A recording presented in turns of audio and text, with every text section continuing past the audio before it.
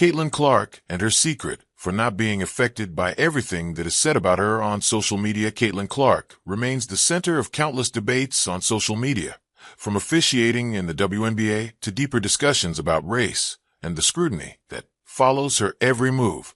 Despite the constant attention, Clark remains grounded and composed.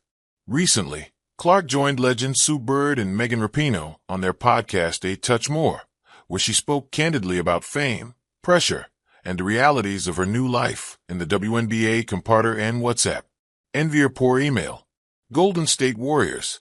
Stephen Curry continues to show his support for WNBA with heartwarming promise to Azzi Fudd. Indiana Fever.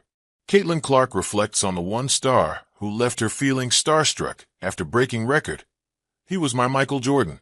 Caitlin Clark remains the center of countless debates on social media, from officiating in the WNBA to deeper discussions about race and the scrutiny that follows her every move.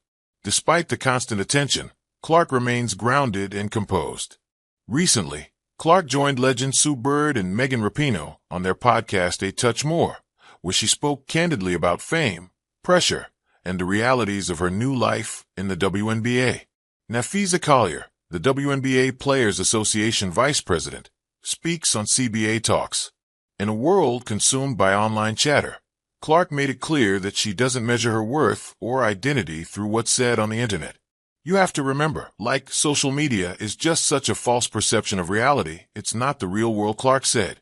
But I think when I show up to arenas, those are the moments that really remind me of how many people are really there supporting you and loving you, like the little boys and the little girls. Those aren't the people that are on social media, caring about every decision you make or every comment you make. While it's clear that she's under an intense microscope, Clark isn't bending to the pressure. She maintains an admirable level of self-awareness and chooses to meet each challenge by staying true to who she is. I feel like I just try to show up every single day and be myself and approach it that way and just be authentically me, she said. Whether that's hard questions or hard moments, whatever it is, you kind of just take it as it goes. Clark understands that in today's sports landscape, criticism, especially online, is part of the package.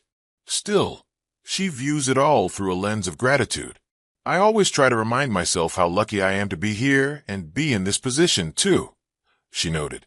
There would be so many people that would kill to be in my shoes.